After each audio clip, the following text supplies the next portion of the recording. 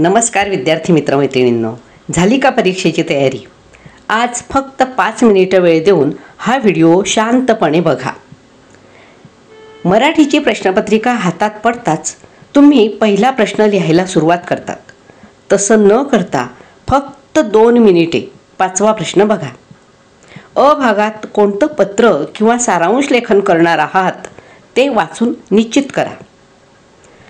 आ भागामध्ये जाहिरात, बातमी व कथा या 3 पैकी कोणत्याही 2 गोष्टी लिहाव्या लागतील. जाहिरात, बातमी कशाची आहे ते फक्त पाहून ठेवा.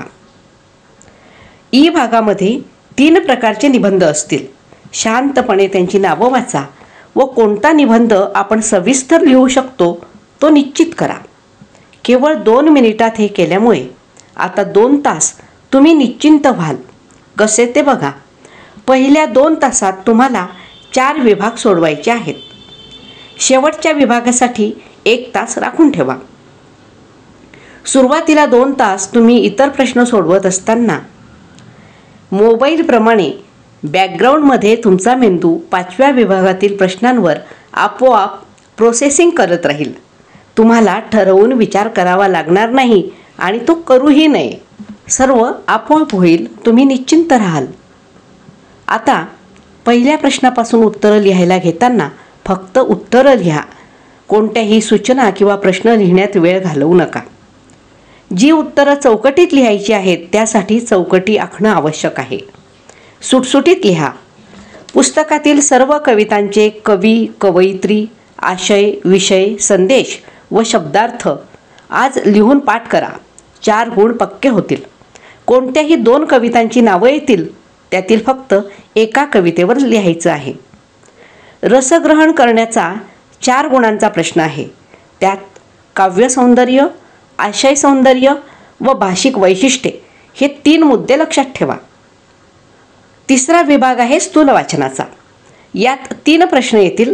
त्यातील फक्त 2 प्रश्न व्यवस्थित निवडा. तिसरा प्रश्न सोडवण्यात वेळ घालवू नका. स्वमत आणि स्थूल वाचनाच्या प्रश्नांसाठी 2 वाक्यात प्रस्तावना लिहावी. चौथा विभाग व्याकरणाचा. यातील मात्र सर्व उपप्रश्न सोडवा. त्यात फारसा वेळ जात नाही. गुण मात्र पूर्ण मिळतात. शक्यतोवर पहिल्या 2 तासात हे 4 विभाग पूर्ण करा. आता 5व्या विभागाला तुम्हाला पुरेसा वेळ मिळेल. 5-10 मिनिट इकडे तिकडे झाले तरी फारसा ताण घेऊ नका. एकसारखं घड्याळ बघत बसू नका. 24 गुणांचा हा 5वा विभाग दुर्लक्षित करू नका. औपचारिक पत्रात दिनांक, प्रती, विषय, मजकूर, शेवट आणि पत्ता हे क्रमाने लिहा. या पत्रातला मजकूर कमी असतो. पुस्तके मागविण्यासाठी पत्र असलं तर 4-5 पुस्तकांची नावं लक्षात ठेवा. औपचारिक पत्र असेल तर त्यात प्रती व विषय लिहू नये. पत्र थोडं मोठं लिहावं. जाहिरात लिहिताना पाऊण पेजची मोठी चौकट आखावी. शीर्षक, जाहिरातीचं आकर्षण, एकाखाली एक वैशिष्ट्ये आणि शेवटी पत्ता असावा. चित्र कंपल्सरी नाही. कमी वेळात छोटंसं चित्र तुम्ही पेन्सिलीने किंवा पेनने काढू शकता. पत्त्यात नाव किंवा पूर्ण फोन नंबर लिहू नये. संपूर्ण पेपरमध्ये कुठेही पूर्ण फोन नंबर किंवा आपलं नाव किंवा ओम, अमुक काही प्रसन्न हे कुठेही लिहू नये. बातमीला शीर्षक, गावाचे नाव व दिनांक लिहावा. कथा मोठी लिहावी. शीर्षक द्यावं. लक्षात ठेवा, जाहिरात, बातमी, कथा, निबंध या सर्वांना शीर्षक आवश्यक आहे. शेवटी उरलेला संपूर्ण वेळ निबंधासाठी द्यावा. आधी तुम्ही विषय निश्चित केलेला आहेच. आत्मचरित्र लिहित असाल तर ती वस्तू किंवा व्यक्ती बोलते आहे अशा कल्पनेने निबंध लिहावा. त्यात तुम्ही बोलू नये.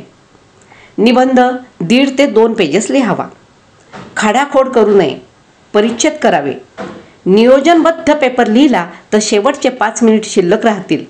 पुरवण्या वगैरे व्यवस्थित बांधा. सर्व पेपरवर एक नजर टाका. तुम्ही पेपर खूप छान लिहिलेला आहे अशी आत्तापासूनच कल्पना करा. तुम्हाला परीक्षेसाठी खूप खूप शुभेच्छा. धन्यवाद.